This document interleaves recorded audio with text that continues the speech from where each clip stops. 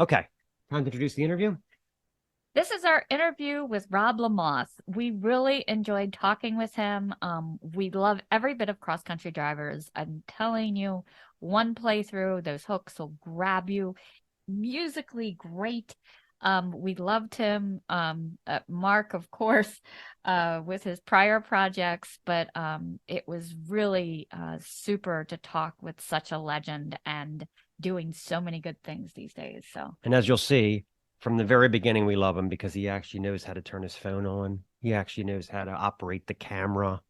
I mean, it was love at first sight as soon as he was there on time and ready to go. So here it is.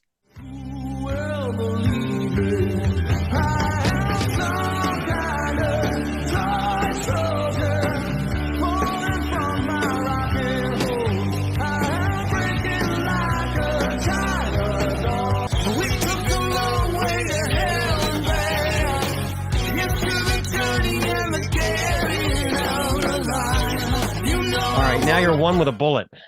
Yeah. All right. I'm loving it. Yeah. I think the worst, we interviewed Quartz from the UK, and they are a little up there. And all we could see was like the guys for it. Oh, no. Yeah, put it this way.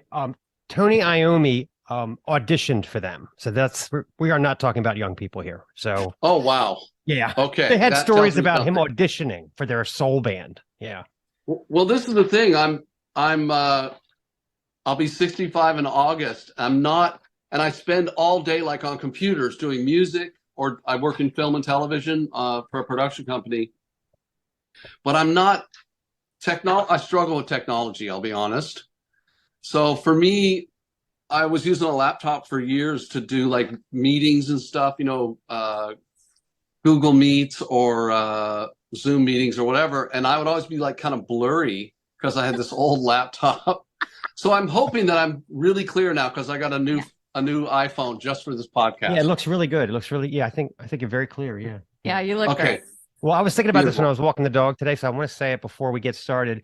I wrote to you guys when the first album came out, Riverdogs, and Vivian wrote back to me. Holy shit. I don't know what the hell I did with the letter. It's lost in the ether. But remember when he was on the cover of Guitar World for the Riverdogs album when it came out, the first one? I think I do. I think I remember that cover. Yeah. Right around then was when white? I wrote it. Like, was the background on the cover white? Yeah. So, okay. And I've lost that too. But yeah, he wrote back to me, and I held on to that letter for years. I don't know what the heck I did with it, but yeah, it was so cool to get that. I mean, So you, okay. So I went and looked at some of your podcasts just to kind of check out what you do. Yeah. And of course, I was tempted. I was just telling my wife, maybe I'll put on a cowboy hat or something. Because I saw you. I don't know if you wear that bloody Cat in the hat all the time. That's I do like, I call them Seussicles. So like I'll write a poem in the style of Dr. Seuss. I and I'll heard say Bohemian Rhapsody. Yes. Yeah. Yes. Oh, so you saw that? Yeah. Okay. Did you make it through the whole song? Oh, I've watched it 20 times. I'm sure. No. I'm so honored. Yeah, my favorite one I did was I found on Louder or on Blabbermouth or something that there was like a Twitter war between Nikki Sixx and Eddie Vedder. So I did a Seussical about why nobody gives a shit about either one of them. That's amazing. Beautifully done. Thank you. Well, listen, also I wanted to tell you, in flashback to 1991, my two favorite bands are King's X and Riverdogs. Oh. And I never would have dreamed that I would have had you and Doug on the same song. So talk about working with Doug Pinnick. What was that like? My God. Well, we made kind of a wish list at some point. Like, so the core band is myself and a guy named James Harper, a guitar player from Boston, the city, not the band. Okay. Yeah. And I always feel like I should clarify that. Oh, my printer's going. Hopefully that won't drown me out. And then my son is the drummer in the band. He plays on, I think, 8 or 9 of the 13 songs, or maybe even more. I don't know. But anyway, at some point it was like, and actually I thought of on a song called Risen, I thought of, we should get Viv to sing on this, to sing some harmonies with me. And then it kind of became, of course, let's ask him to play guitar and, do some guitar. And then, at some point we thought, let's do that. Let's invite people that we know or don't know. Maybe we didn't know where we were going to go with it. And if we have a song that we think, because then probably one of the next songs, I was like, oh, we should get Greg Chasen from Badlands to play bass on this one, and then we ended up asking him to do another one as well. But, and then Doug, of course, when James Harper and I started talking about writing and recording, at first we were just talking about writing together, and we were talking about bands that we loved, and Badlands and King's X and Allman Brothers and Archangels were kind of the things that we had in common, where I thought, I'm going to collaborate with this stranger. I don't even know this guy, but I do want to hear these acoustic guitar tracks he wants to send me, with the thought of maybe writing a couple songs. So that's where it all started. So we talked about King's X on day one, on my first conversation with James. And then later on, when we started thinking we could just ask people to sing and play on the record, then of course Doug's name came up again. And of course, as a singer, the thought of collaborating in any way with Doug, just as a singer, let alone as a bass player, was mind-blowing to me. And what happened was, everyone we asked, even people we didn't know very well, everyone we asked to be on the record said yes, because they liked the songs. Was kind of the main thing, and a lot of it we sent them like acoustic guitar and my vocal and drums and nothing else. So we just sent it out. Not even, they were reference vocals, reference guitars, and everyone said yes, which kind of blows my mind. I'll be honest. But also it was the pandemic, so that was the other thing, right? So people were at home. People were trying to figure out, and we weren't offering them virtually almost no money, like maybe a couple $100 to play on a song. Right. And people still said yes. So it wasn't that they wanted money. I think people wanted something to do. Some people probably, their lifestyles changed radically. Maybe yours did. I don't know. But we all went through it. Some of those musicians that we reached out to, I'm sure were just like probably chomping at the bit to do something. And it was like getting into like late 2020. Probably the first time we asked someone. So maybe our timing was fortunate for us, as far as people were looking for something to do. Maybe people were just bored. I don't know. Well, it sure was a phenomenal result. We had your video up, watching it in the bedroom the other day. And we just both were just dancing and jamming. It's so bluesy and groovy and upbeat, and wow. Yeah. Oh man, is that A Man with No Direction, or the one? Yeah, that one. Yeah. Or Rio Tolarosa with both of them actually. Yeah. Oh gosh, thank you. Yeah, I mean the bluesy thing. I don't know. I think anybody I don't know if either of you sing or play, but I think if you're into rock, and I know your show is kind of geared towards harder rock and metal, right? Well, it can be. I mean, we had the Shags on. So I mean, yeah. Okay. Oh, there you go. We kind of do the full gamut. Yeah. So. Okay.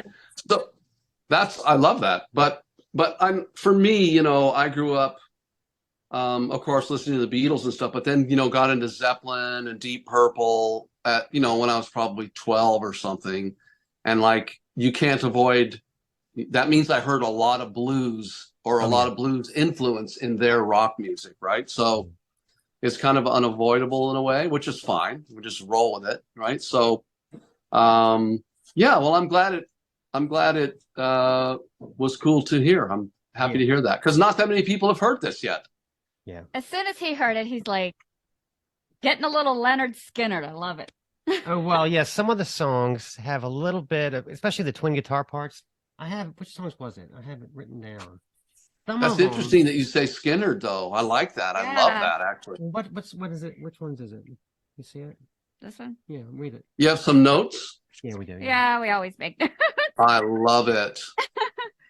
Well, it's just a little here. Yeah, let me see. You see, because I want to make sure that it's just like, it's definitely got that Southern blues vibe to it. I really Here we go. All right, yeah. Love it. The harmonies in So Fly and I Won't Look Back have a bit of honk to them. Almost a Skinner vibe. same with that piano, the tinkling piano in Real Love. So I was wondering if you're like trying to, channel the spirit of Steve Gaines or something in the studio. It's interesting. I mean, this isn't a direct connection, but that piano is Jimmy Wallace. He played in a band called the Wallflowers, right, with Jacob Dylan. I'm sorry, Bob Dylan's son, Jacob. The one headlight band, yeah. Exactly. Yeah. So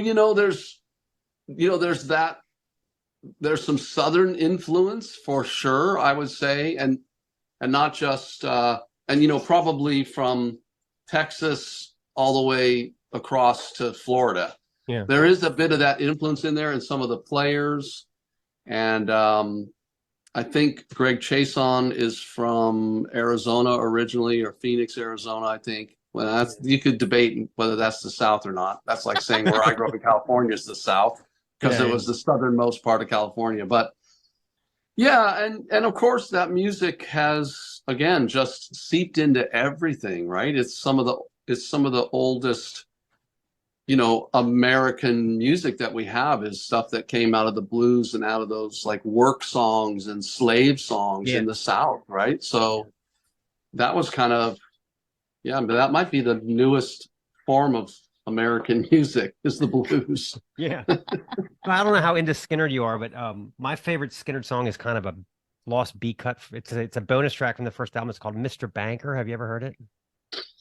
Gosh, that sounds a little bit familiar, but I think you'd remember it. The song is, he doesn't have any money to bury his father, and he's asking the banker to buy his 59 Les Paul.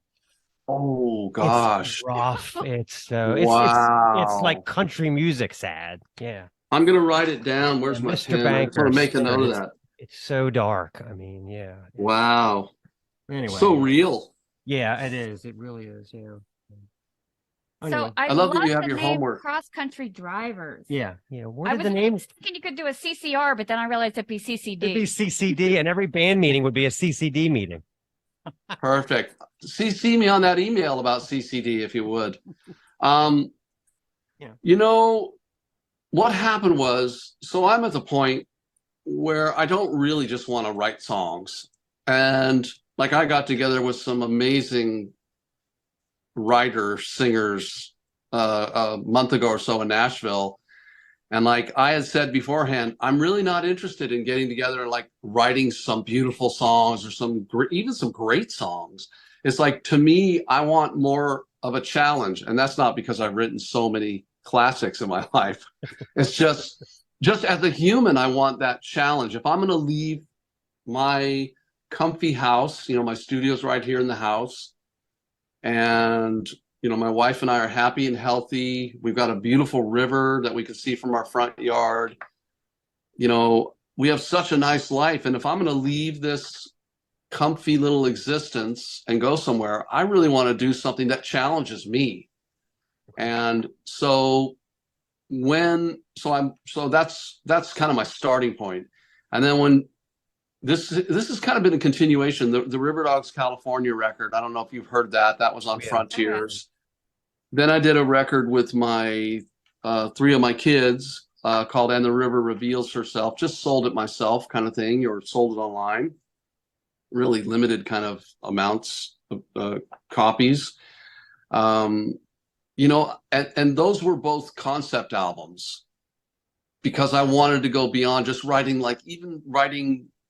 10 great songs on an album. That's a cool goal, but I want them to somehow tell a larger story. And so that's what happened as I started writing the lyrics on this Cross Country Driver album before it was called Cross Country Driver. I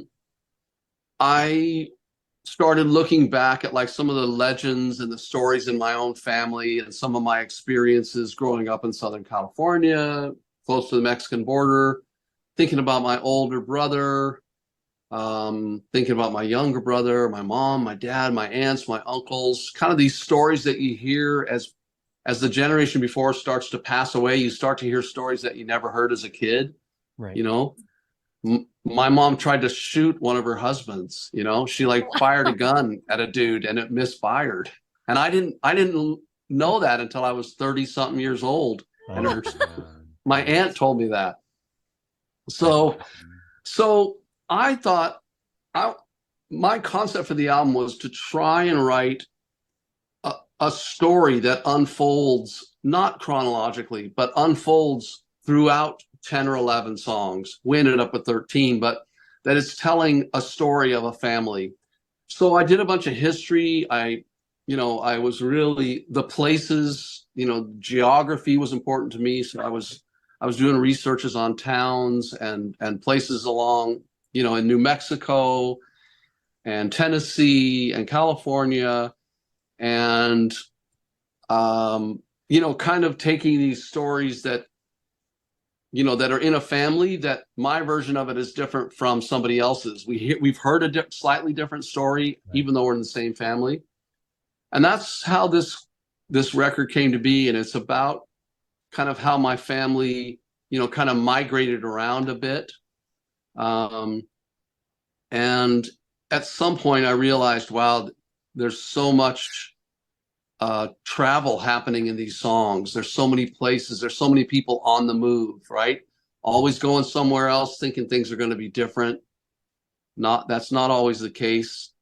And the regret that comes out of that, and the joy that comes out of that. And so that's what happened, is it became about like this dude who's the cross-country driver, and I don't know if you've seen those promo pics that we did where I'm wearing this kind of weird, this weird fur coat, and oh yeah, we saw it. Yeah, you're like marching across the field in one. Yeah, yeah. Oh yeah, that. Yeah, there's those two.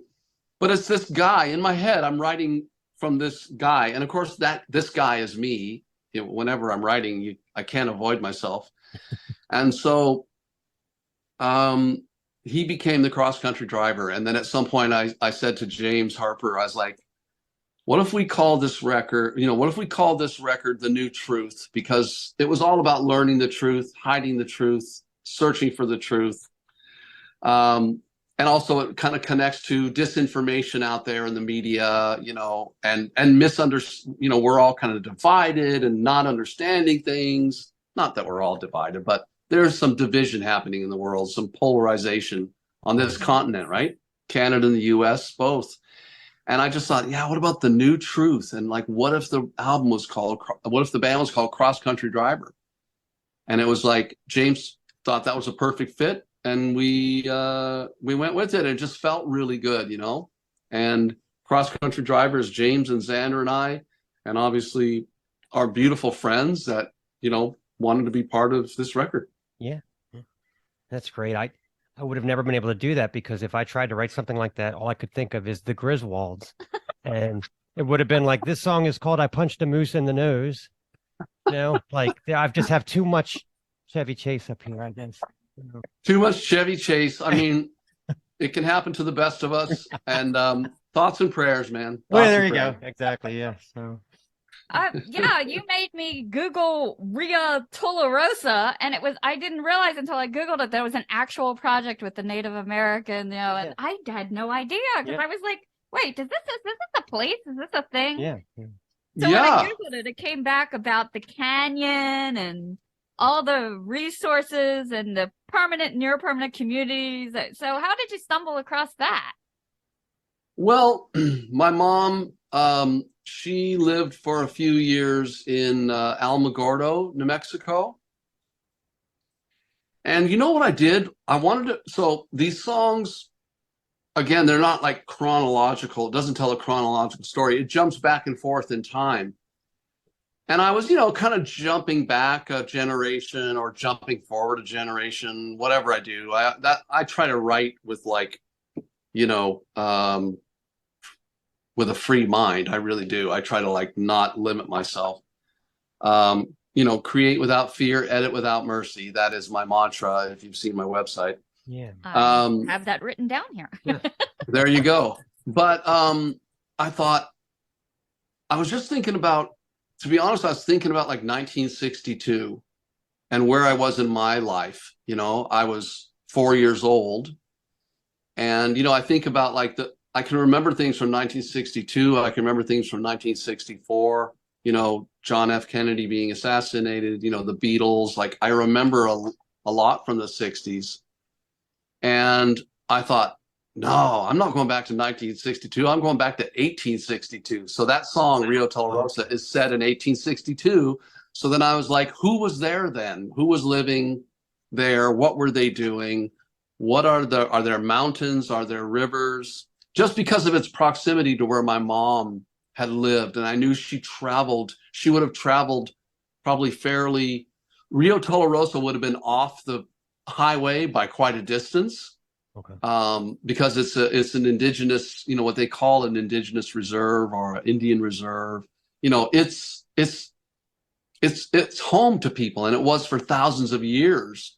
And I was, like I said, I was doing my research, and so I realized my mom would have been in proximity and would have probably crossed that land. And then I just started thinking about it and created this song in my head. It was just what I do, and try to have it tethered in reality in some way. Like I said, it's a time and it's a place, and 100 years later, or maybe 75, 80 years later, 90 years later, my family was, kind of traveling through that area, and just let my imagination run with me.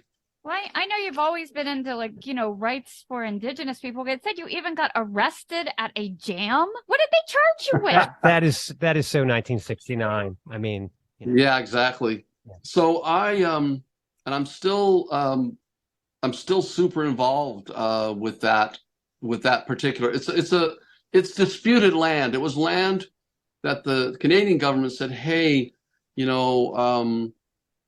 you indigenous people, you've helped us, in the War of 1812, and we're gonna allow this land here to remain under your stewardship.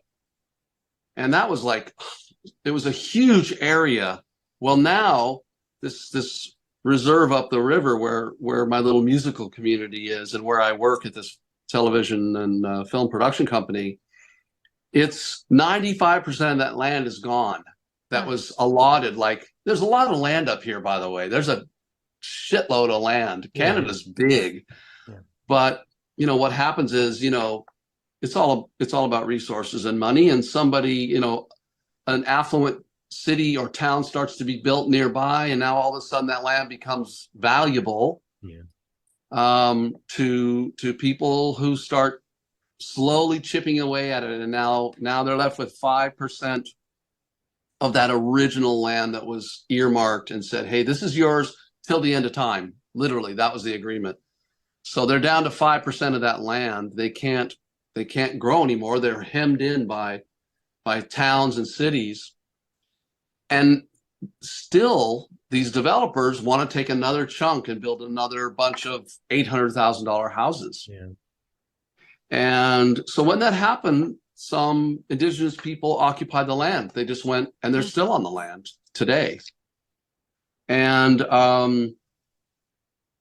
I had been invited to come play some music at a Unity Jam to kind of show support for this.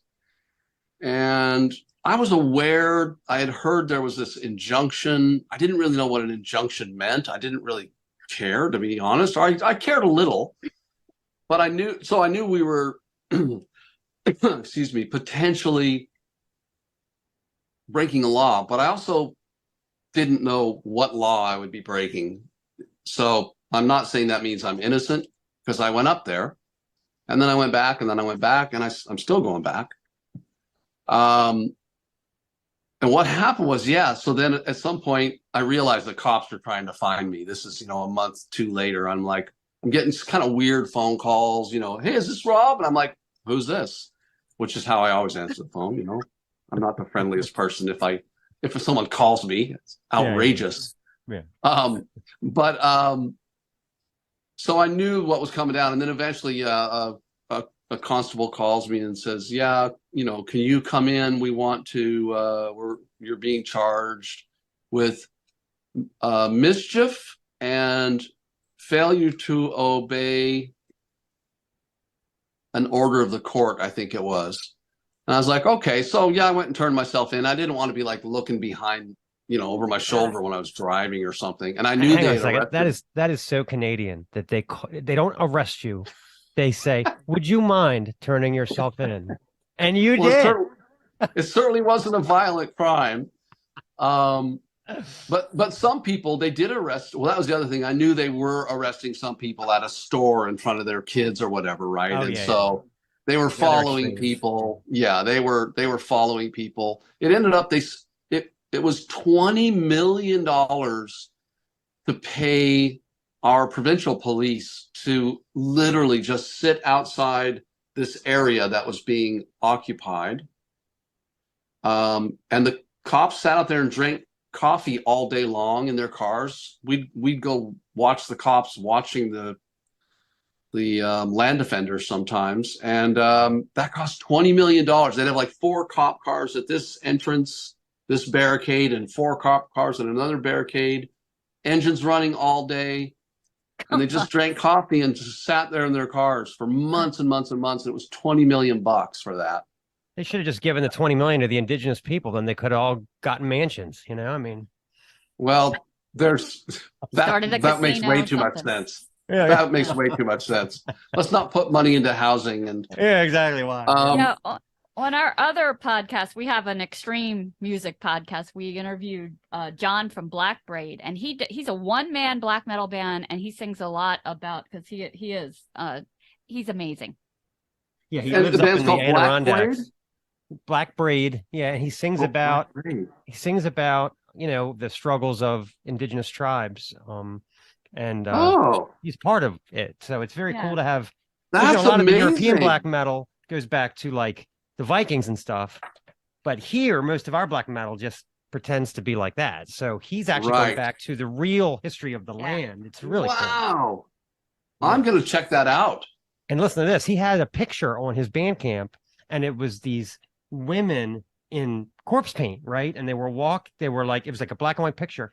And I said, that's so badass. Are you going to put that on a 7-inch or on a t-shirt? And he goes, well, it's public domain. That's the Trail of Tears. I'm like, oh my God, God. that's a Oh. real picture.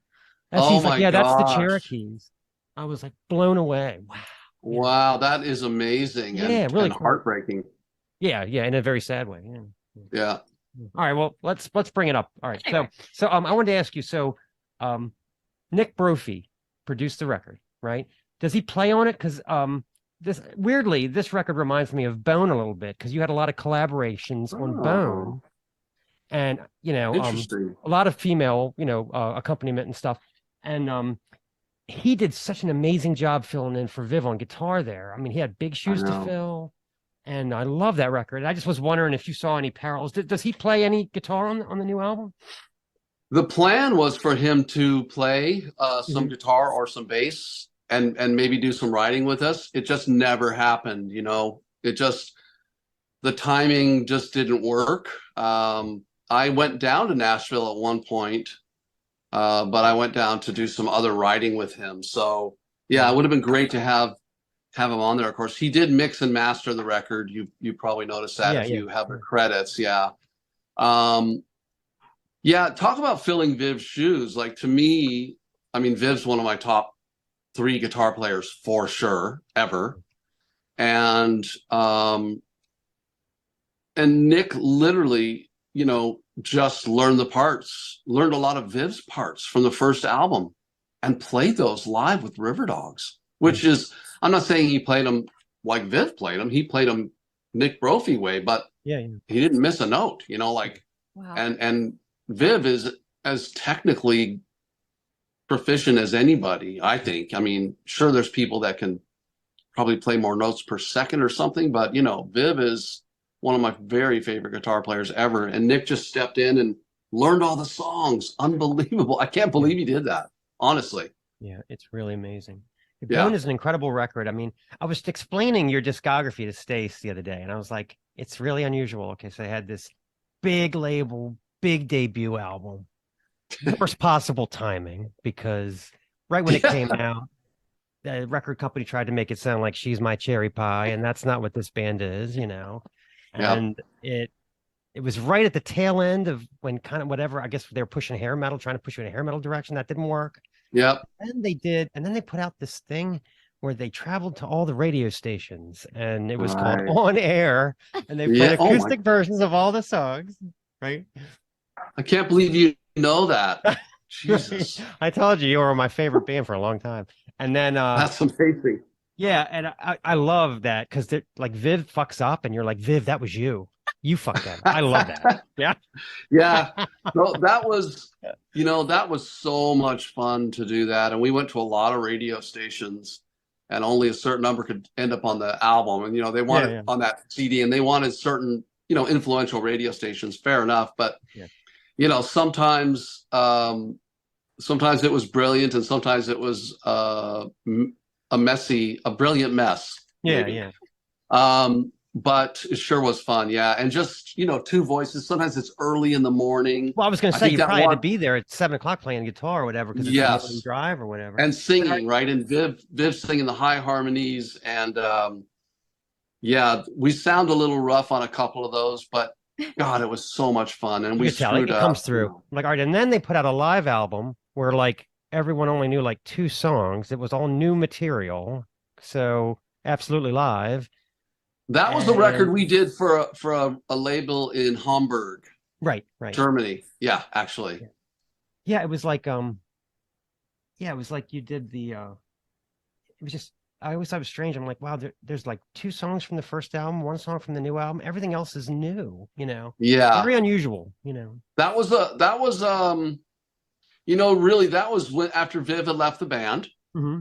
Because he had told us from day one. He asked me if he could. He said he was heading off to go to Salt Lake City to write with Whitesnake and start the next record.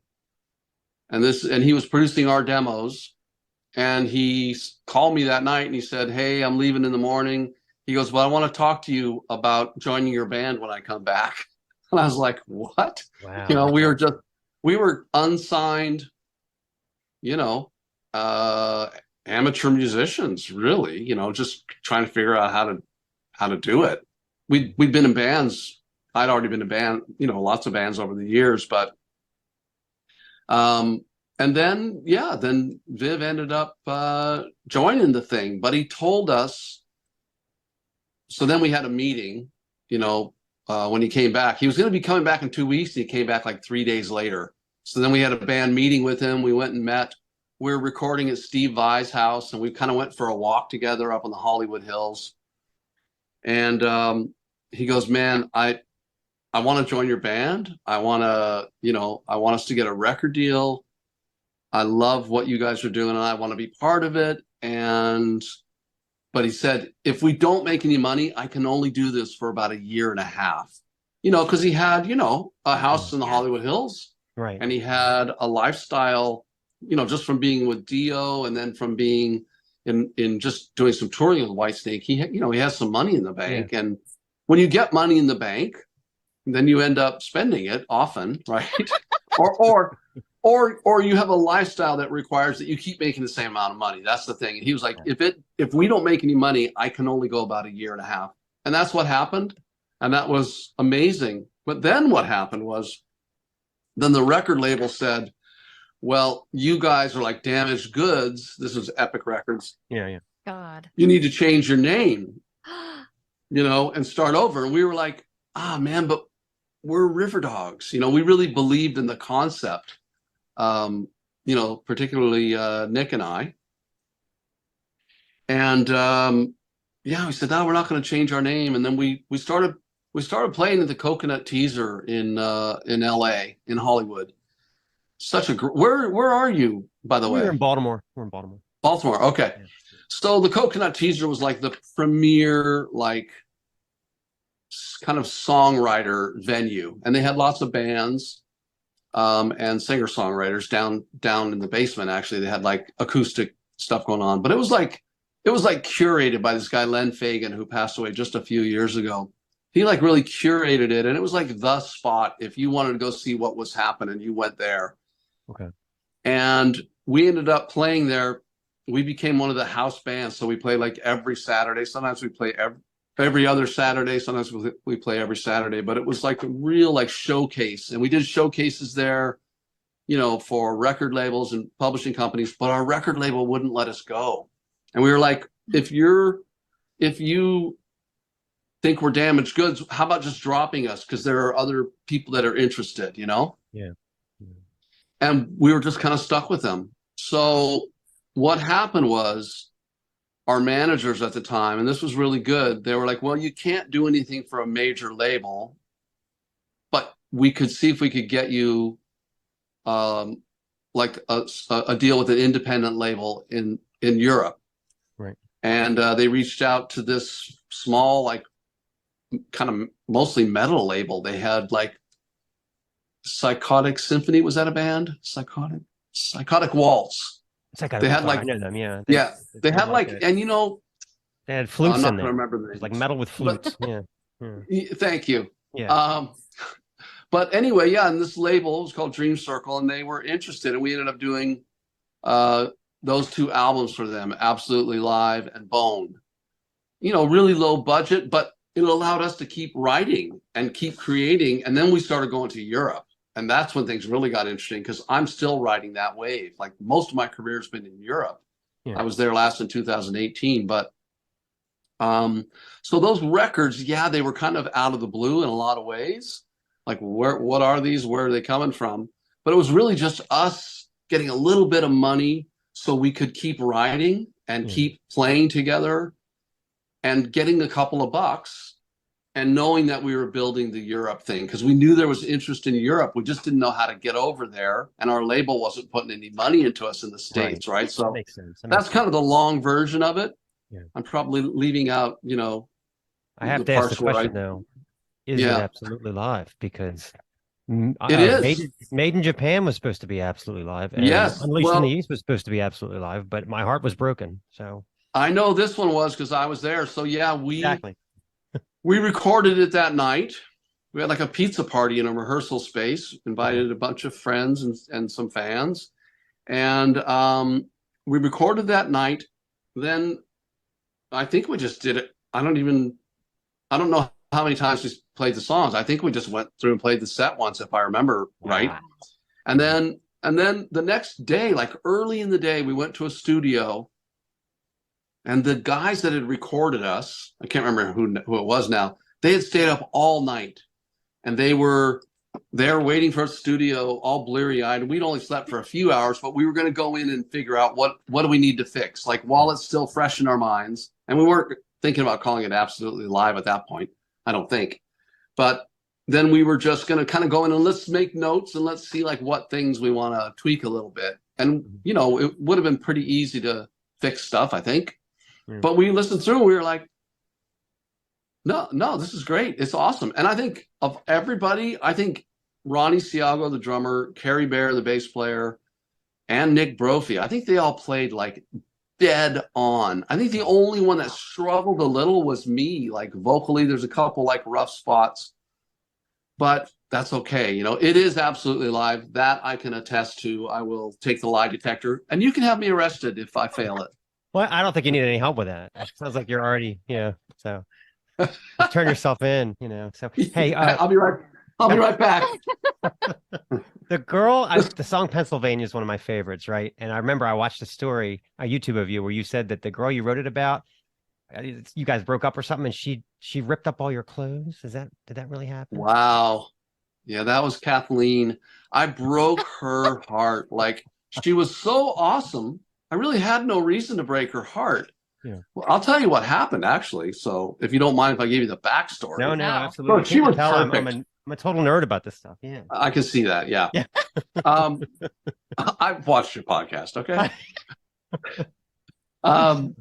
No, I'm teasing. But so yeah, she was amazing. She was an amazing person. She probably still is, I assume. And I was into triathlons at the time, and she was a cross-country runner. And then she kind of got into triathlons. So we were training together. We were like best friends. We became boyfriend and girlfriend. She was just awesome. And I was, by the way, I had been like sober for like 3 years, which, meaning I was not doing any drugs, not doing, and not drinking, which I really needed at that point, by the way.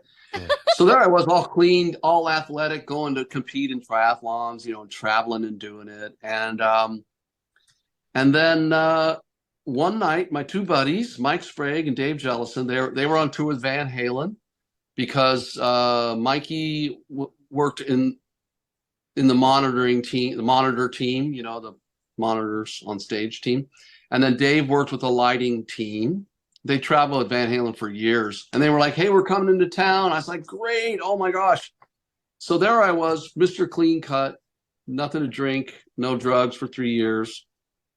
And I go to that concert. And after the concert, we go to like this bar across the road from the San Diego Sports Arena. And this lovely woman walks up and hands me a beer. And then she said, oh, this was an extra beer. And I just thought I'd give you this beer. And then I was just like, you know, the moment of truth, right? It's been 3 years. I'm with my buddies. Van Halen was so loud. I still, you know, can barely think straight. I'm actually going to blame the volume of Van Halen now that I think of it. This all goes back to Van Halen. It's their fault. So I can't even think straight. You know, I end the night, you know, a little while later, I'm drunk. The waitress says to me, I think it was that night, like, I'm going to make you fall in love with me and marry me. And I was like, I remember I threw her phone number. I took it out of my pocket when somebody drove me home later, and I threw it out the window. I was like, I screwed up. I shouldn't, you know, I'm not ever going to talk to that person. Yeah. I found out within a week, she tracked me down. I found out at some point, I found out she had given me like a fake name when she met me. Oh my God. But she was relentless. And I freaking married her like 5.5 months later. Oh my God. Oh, that's. And I don't even know why. Why was I telling you that story? Because she destroyed your clothes. Oh, so then, yeah, thank you. So Pennsylvania, again, I just broke her heart. And to go off on a new adventure. And so I wrote that song, but the one night I came home and because I had a lot of like custom made like suits for triathlon, you know, like where like cycling shorts that are built into like swim top, you know, so I had a lot of that kind of stuff. And then I also had commissioned the person that made my triathlon suits and my cycling suits and all that. I commissioned her to make me some like weird pants and stuff for like playing in my rock bands. And then my girlfriend at the time, whose heart I broke, Kathleen, she had paid for a couple of those and got me a couple of gifts. And I guess maybe she was going to cut up the ones that she gave me, and she just ended up just cutting up all my clothes. I totally deserved it. I completely deserved it. Oh, hey, I can totally relate. There's a friend of ours. She's Facebook friends with Stacy. I did the creepiest thing I've ever done to her when I was like 20, 21. We went out a couple times and then I like completely ghosted her, but she worked with me and I forgot. And then I went up to her about 6 months later and kind of grabbed her and said, hey, you know, why don't we get together? And she was like, I'm sorry. Haven't we seen this movie? Oh, I wouldn't have done that if I would have known Facebook was going to be around forever, that I could never get away from her. And we often talk. I say, I hope you learned think she something remembers? from Yeah. Do you think she remembers? Do you think she is like Marchman, that asshole? Do you think so?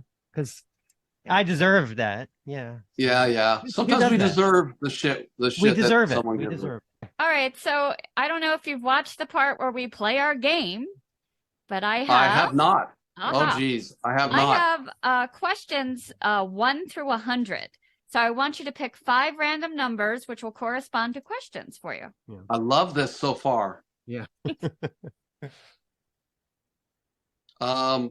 55. 64. 14.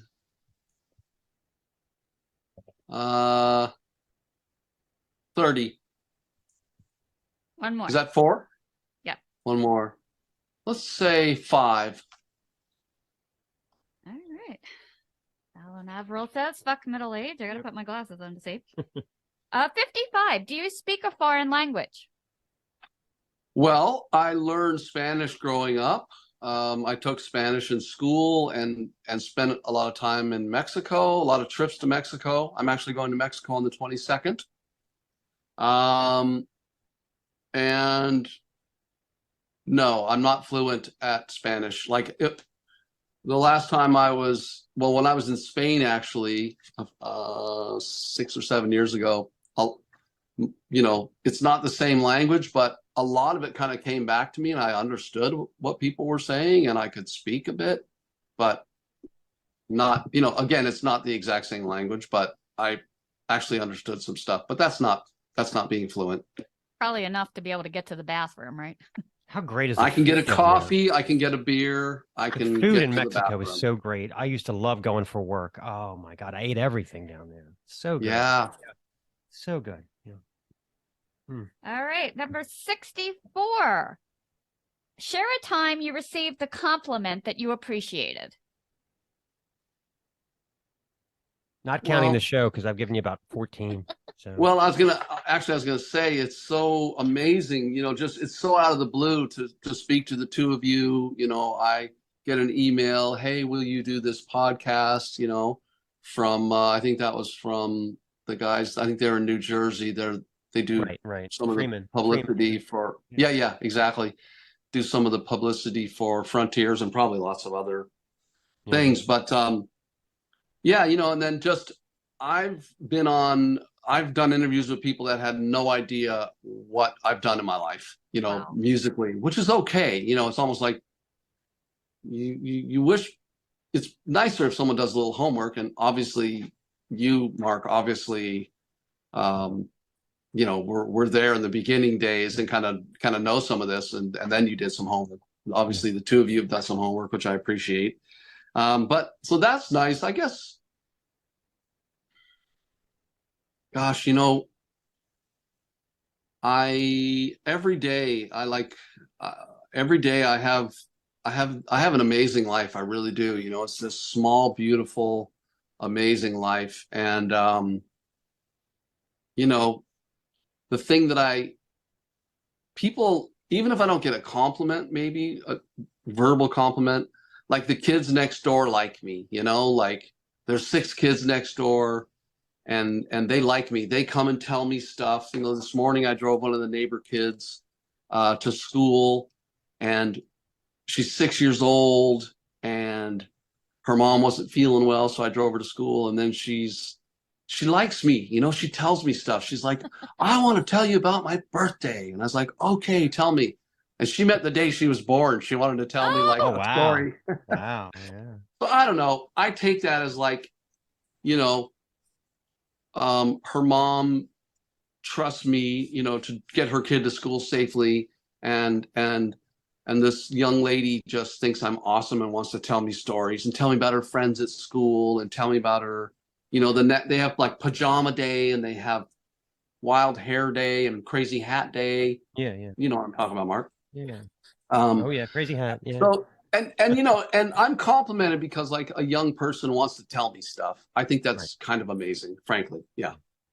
That's great. All right. So talking about doing homework, I used to hate Mark Maron's show because he would have artists on there that I loved, and he would ask the most ham-fisted, not prepared questions. Right. But without going into too much detail, he did do one thing I really liked. He interviewed Lemmy and Richard Thompson. Richard Thompson, the guy from the guitar player from Fairport Convention, right? Yes. We're talking about when Jimi Hendrix first played in England, his first show, or his first couple of shows, right? Right. And Richard Thompson says he went to the early show and it was amazing because Clapton was there and The Who was there. And it was just all these people were just so taken aback by this guitarist that could flip it over and play it left-handed, play it right-handed, all these things, right? And then he interviews Lemmy, who was a roadie, obviously, for Hendrix. And he asks Lemmy, did you go to that show? And Lemmy says, no, all the Byrds were at the second show. And I'm like, that is so fucking perfect. That's so rock Lemmy and had roll. the priorities. Yeah. That's so rock and roll. I love it. It's just, it doesn't get any better than that. Yeah. So all his other stuff, I didn't really like that much. Like he would have people I liked on, but he would ask, it was obvious he was kind of just flying by the seat of his pants, but that was right. Right. Yeah. All right, number 14. What is your favorite sport or team? My favorite sport, I've got two. Surfing is one of them. I grew up in Southern California, and I was born in La Jolla, California, which is right on the water. I went to high school there, grew up there and went to high school there. And I just love surfing. Kind of everyone did it, but it's an amazing sport. And now I watch like these competitions and I watch like podcasts of surfers, some of the best surfers in the world. And they're just sitting in their living room having a conversation. A couple of the best surfers in the world. They're just chatting away, right? Telling funny stories. There's that. And then there's cycling, like road race cycling, like the Tour de France. I love that stuff. And now I can watch, I love to ride my bicycle, but now I can watch all the races in Europe, which is really fun for me. Or just, watch a little podcast afterwards, the highlights. And yeah, people are creating compelling content and telling stories in their living rooms. I don't know if you guys are in a living room right now, but looks like a rec room or something It's like with a the basement. posters in the back. Yeah. Yeah, okay. We tried Yeah. to record upstairs. It was horrible, so we ended up moving Yeah, it. it turns out that a room that's really good for recording music is not good for recording a podcast for some reason. Oh, You have to have interesting. furniture to absorb the sound. Oh, interesting. Yeah, I didn't know either at the beginning. So it was like too live, too much sound bouncing around the walls up there? Echoes and yeah. Oh, yeah, Echoes, yeah. hums, noises, Jingling. buzzes. It was horrible. Yeah. Oh, yeah, because this sounds great. I mean, Yeah, I'm it's sure been a you. learning curve. It really has. Yeah. Our basement now looks like NBC Studios, but it's fine. Oh my God, the cables. It's just crazy. Exactly. Yeah. All right, we're up to number 30. Are you an early bird or a night owl? Well, as I've gotten older, I used to be very much a night owl, but I'm an early bird now. I mean, I set my alarm for 8, but I'm usually up sometimes a little before 7, for sure by 7:30. So to me, that's an early bird. But I like to get up. I have my oatmeal with bananas and blueberries in it, and my beautiful freshly ground coffee. Really? And I make a cup for my wife, and I take that into her, and she sleeps in later than I do. Oh my. Yeah. Well, if you What don't can bring you it to do? her, that's grounds for divorce. Get it? Oh, I set you up with that one, didn't I? That's pretty good, Mark. That's actually pretty good. I gotta hand it to you on that one. I'm gonna remember you can steal that it. one. You can steal it. I can use that. But yeah, I like to be up and before I work, because I spend my day like talking to broadcasters and funders, and I do a lot of paperwork for this film and television production company. I'm kind of that administrative side. And I enjoy it. It's actually super fun for me after all these years. But I like to have like about an hour before I do any work. And I like to just kind of catch up on the news, catch up on my favorite podcasts. I got a bunch. I'm subscribed to yours now. Thank you. And so, yeah, that's what I like to do. So I do get up a bit earlier than I used to. And then by 10:30, I'm done, man. I'm so tired. 10:30 at night, I mean. Oh yeah, Honestly. Yeah. Oh, I hate getting up, but I work for a doctor, and our first patient is 7:45, so I gotta frickin' get in there. And yeah, and you got to be like on. You're not like easing into it. You got to be like ready to work. Sometimes I'm walking the door at 7:30. They're behind me in the hallway as I'm unlocking stuff. I'm like, no. okay, hi. Yeah, it's crazy. I'll be right there. Oh no. All right, number 5. What OCD habits do you have? Gosh. I've really studied my habits and my routines over the years. And I'm not diagnosed obsessive compulsive disorder, if that's what we're talking about. Okay, right. Because that's but here's the thing I am obsessed about is songs and writing. And my daughter and I, she's 26 now, and every almost every Wednesday, and we did it yesterday. I pick her up at her place. She lives about 55 minutes away. I pick her up. We go get like a drink, and we go for a drive, and then maybe I take her to go do some grocery shopping. Yesterday we went and bought a puzzle at Walmart. She likes to do puzzles. Okay. That's how she relaxes. That's how she meditates, I guess, or she's very, very smart. So we have these amazing conversations, but probably being raised in our house, my wife is also an artist. She studied illustration in school, and she's just been an artistic person her whole life. And so my daughter and we talk about, not every week, but we talk about songs, and we talk about songwriting, and we talk about singers. And I would say she might be more obsessed with that stuff than I am, actually, now that I think of it. But I've always been fascinated by songs and by the writing of them and the people that write them since I was probably 11 years old, 12 years old. And for better or worse, no, it's beautiful. She loves that attention to detail, like she understands there's so much nuance in how you write a line. How do you put those words together? What words are just throwaway words? What lines do you definitely not want to have a throwaway word in? And finding those balances and all the gray area in there, all those choices that get made by writers and singers.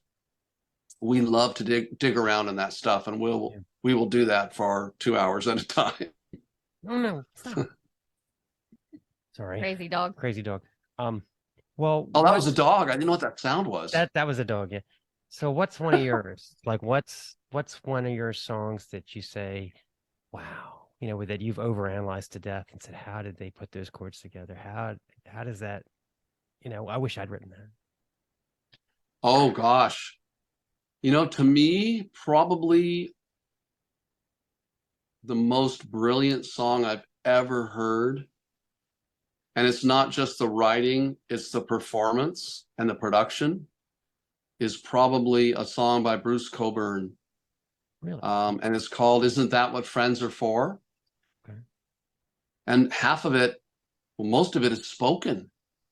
He speaks it, He had that song, If I Had a Rocket Launcher. I don't know if you know who. Yeah, I know only a couple of his songs. Yeah. So, he's speaking, and then on the chorus is Lucinda Williams I think she's from Austin or Nashville. She comes in and just sings on the chorus. The chorus is just Isn't That What Friends Are For, sung twice the first time, and Isn't That What Friends Are For, I think sung 3 or 4 times the second time. But the words, if you get a chance, check it out. Isn't That What Friends Are For? Okay, yeah. It's on a record called Breakfast in somewhere, Dinner in Timbuktu. Breakfast, I can't remember. But anyway, it's an unbelievable song. I actually wrote out all the words the other day because, you go look for lyrics online. Yeah.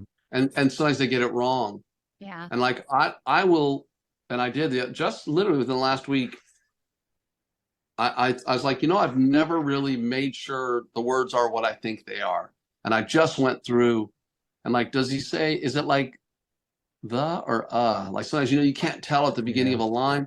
And I went through and I really tried to figure it all out. And, but that's the song that to me is a masterpiece. We had some impressions about a couple tracks of yours. Like we were talking about Long Gone. Uh-huh.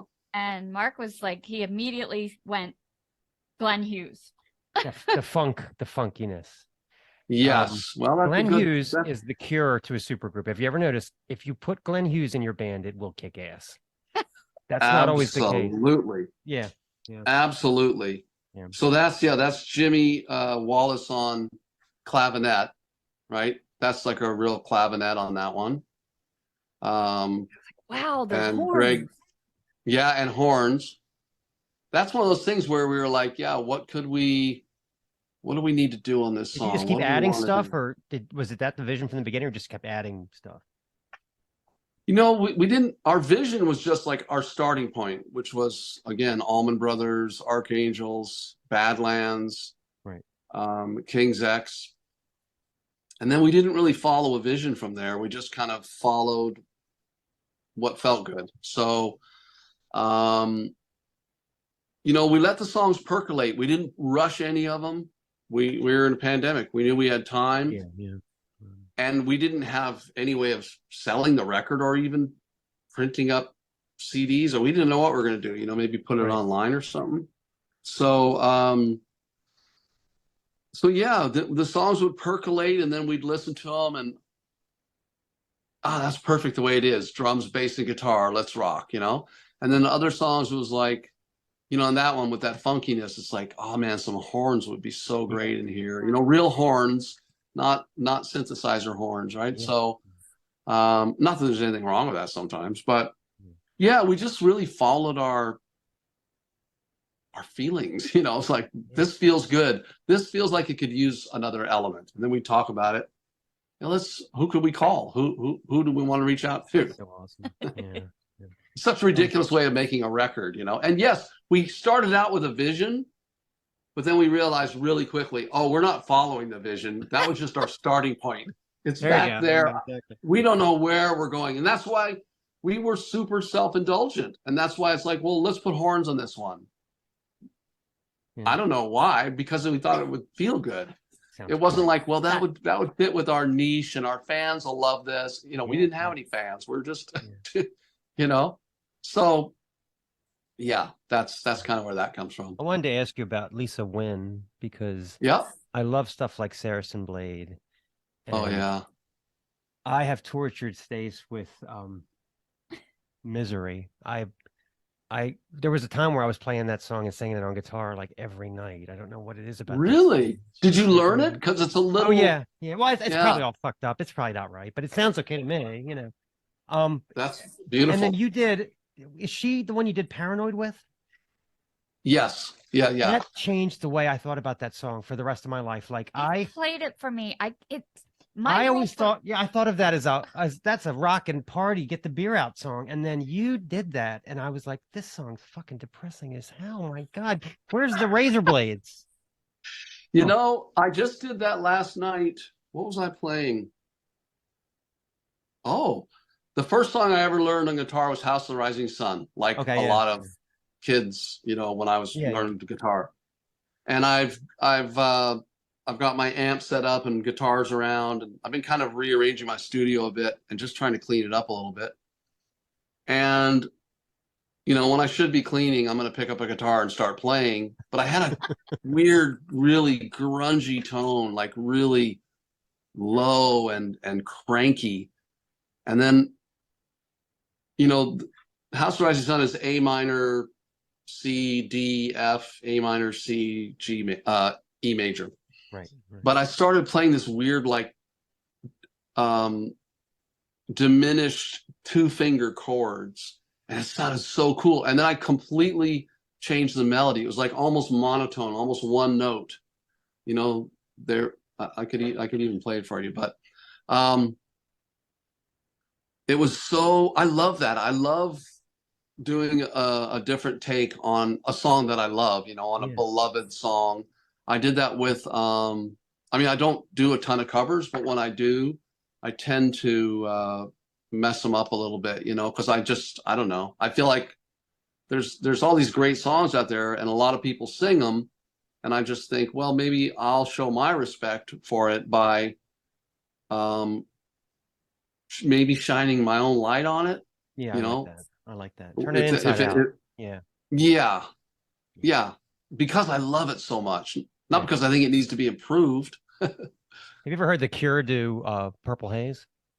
No. Oh yeah, you should look that one Whoa. up. It's great. There's an album of Hendrix covers that came out in the early 90s, and most of the rest of it's just like, you know, straight up blues covers. But yeah, the way The Cure they turn that song inside out, it's great. Yeah, that's pretty interesting. That's an interesting idea. I bet they do. Cool.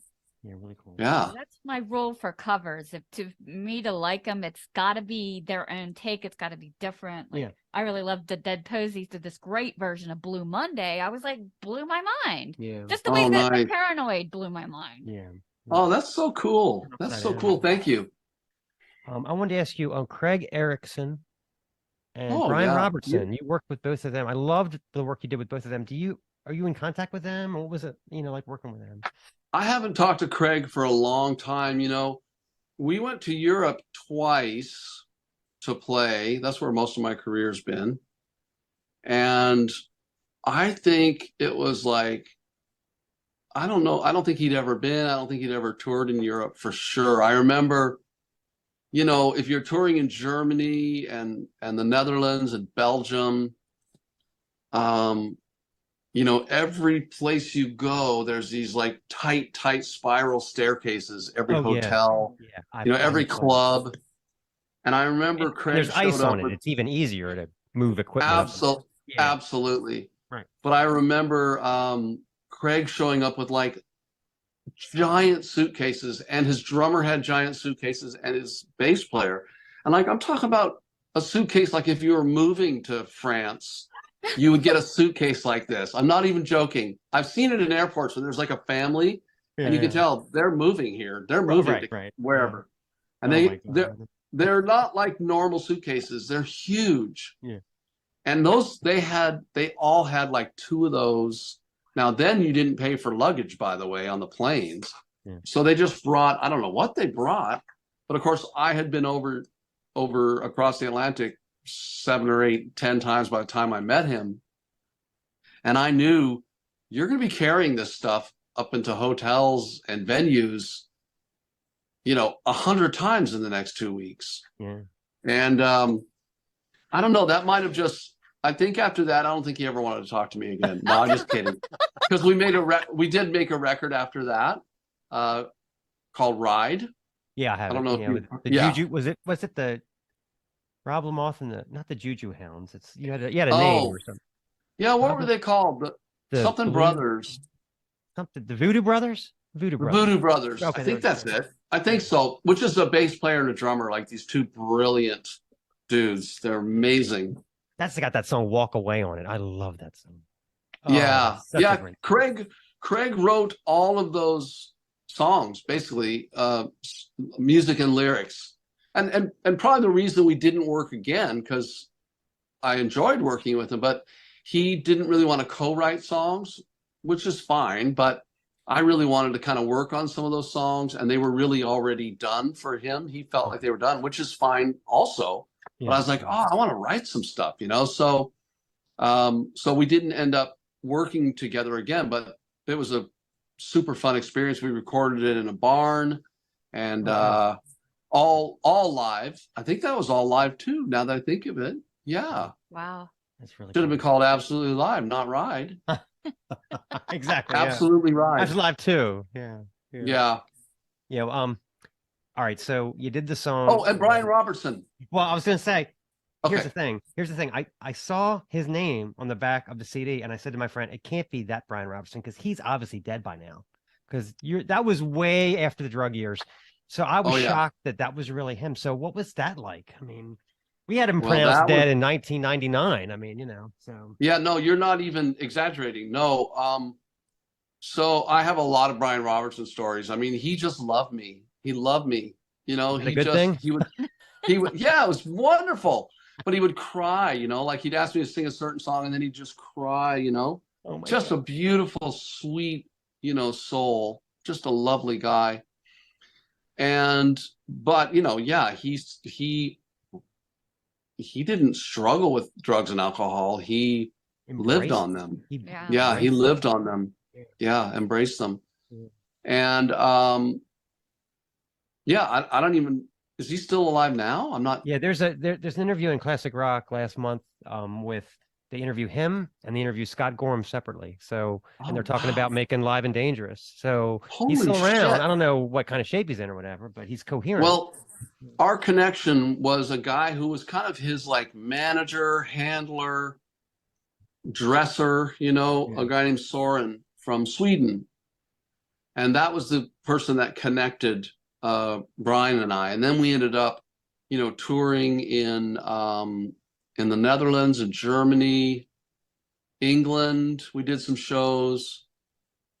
I can't remember where else, but yeah, he was it was, because I haven't seen him for 10 years, but just an amazing guy. And I remember telling people at the time, and including Vivian Campbell, I'm doing some shows in a couple of weeks, and Brian, Robbo's going to be touring with me. And literally people were like, he's still alive? Like, people couldn't believe it. And yeah, right. Vivian's like, that Scottish cunt, is he still around? Is he still alive? He owes me some money. Yeah. he loved Robbo, of course, but well, we all love the records. We all love the yes, records, but we didn't have to be there to make them. Yeah, exactly. I'll tell you kind of a funny story. I think it's funny. And of course, people could tell a lot of stories like this about me. But so this is the first time my son Xander came to Europe. He's been a few times now, but the first time I brought him over, he was 14, and I brought him over to do a tour, and it was myself and my friends in a band called Bitter Moon. They were like my touring band in Europe for years. And then a amazing singer, Floor, and Brian Robertson on guitar along with us. Like it was my band. We were like this glorious traveling review. And the first night we did a rehearsal, and I had never rehearsed with this band. I just told them what songs I was going to play. I went to Europe and they were ready to rock. Wow. That's without Robbo. But on this tour, we're doing it with Robbo, and we're doing the first rehearsal I've ever done with them all before a tour. And at the end of the night, I didn't see Robbo doing drugs or drinking, I don't think, the whole night. I didn't notice it. And at one point, we're kind of in a circle in front of the drums, and Xander was right there always. And he'd play like 2 or 3 songs with us every night. But he was just, he's 14, he was 13 or 14. We had a drummer, but he was like joining in on, playing drums in a couple songs and just learning how to tour in Europe. How does it work? Oh, the staircases are awfully steep. I'm glad you told me to bring just a backpack, Dad. Yeah. But so it's the end of the night. We're like, oh, this is going to be such a great tour. The rehearsal went really well. And Robbo asked me if I would play a song of mine called Strongest Man in the World. Oh, I know that one's about your dad. Yeah. And it's about my dad. Yeah. And it meant a lot to Robbo. It reminded him so much of his dad. And I knew that from, being friends with him for a few years before that. So I start playing the song, and I step up to the microphone and I start singing. And then I look over at Robbo, and he's just looking at me, and then he just falls forward, just straight forward, face first into a monitor. So we did it, excuse me, we did a tour, bunch of shows, and he had this big gash like between his eyes, basically, for the whole thing. But he was, maybe he hadn't eaten all day. That's a whole other thing, right? I don't know if the guy eats, but yeah. But I love him, like just an amazing experience to get, and on one of what I would say is one of the absolute best records of all time. That was Scott Gorman as well, right? On Armed and Dangerous? Whatever. Armed and Dangerous. Yeah, I couldn't think of it. I was thinking Diamonds and Dust. No, Armed and Dangerous. Live and Dangerous. And then here's a good story. I used to have a Motorhead bootleg. I'm kind of obsessed with that period when he was in Motorhead. When him and Lemmy hated each other, and he wouldn't play the old stuff, but somehow they made like a really good record. Another Perfect Day is such a great record, And I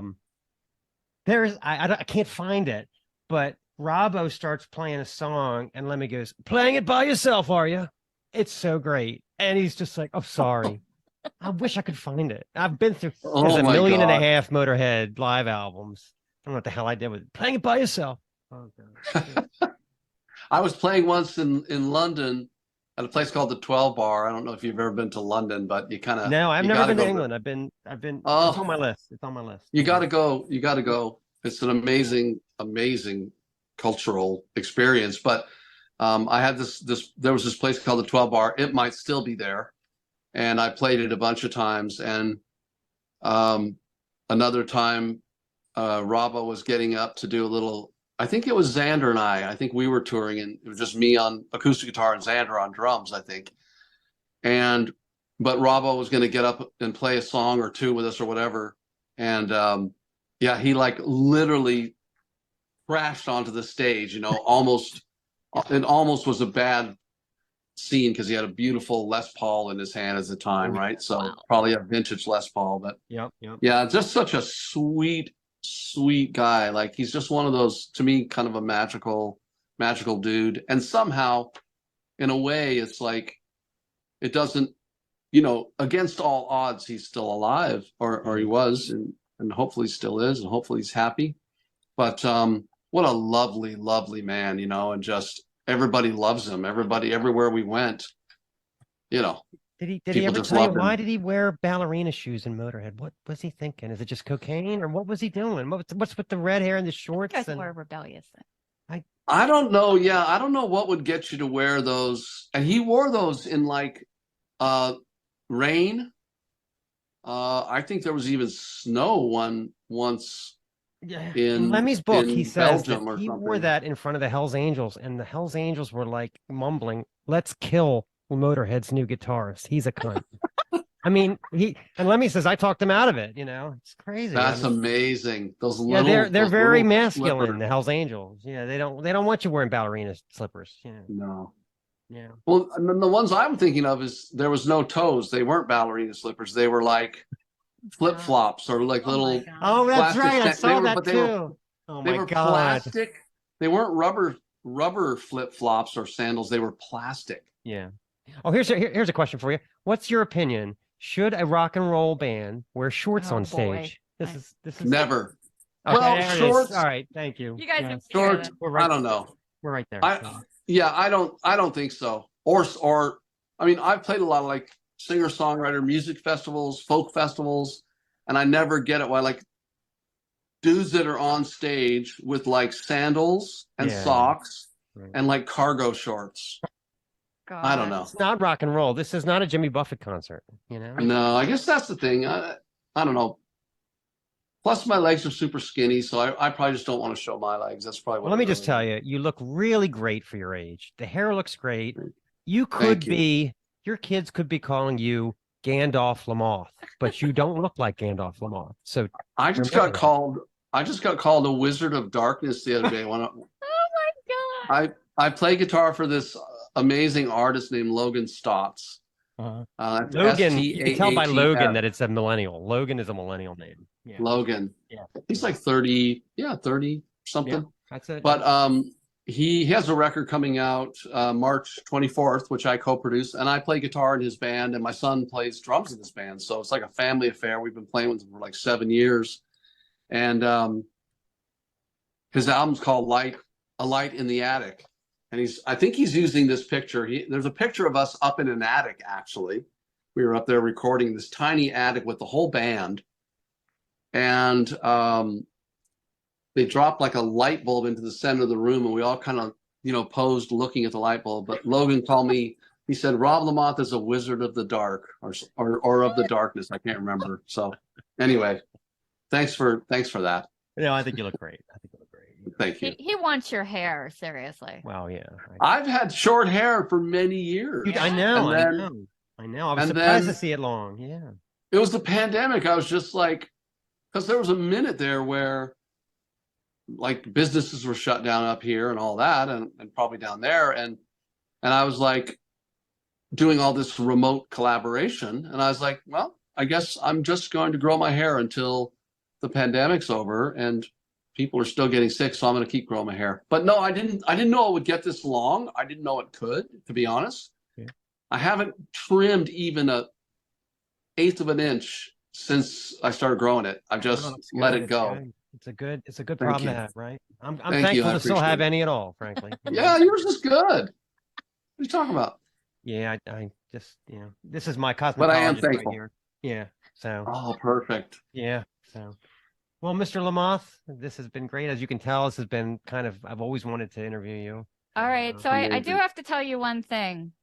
All right, Stacy. Mark was driving me in this morning and he said, how do I tell Rob that his songs got me through a lot of shitty years in the 90s? I said, you just tell him. Oh, I forgot about that. Yeah.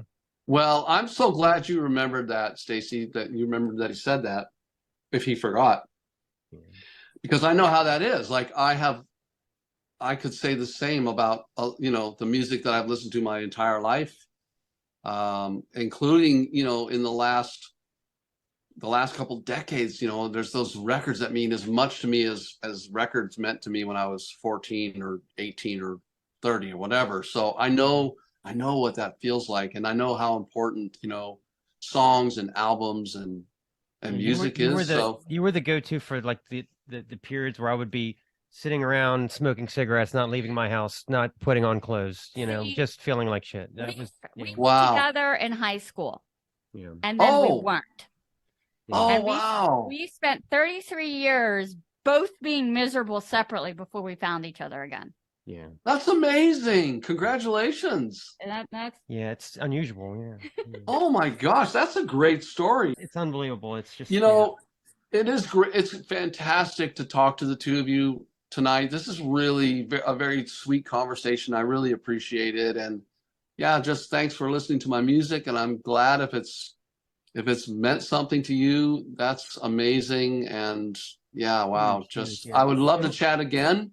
This is the Snaggletooth Rock and Roll Podcast.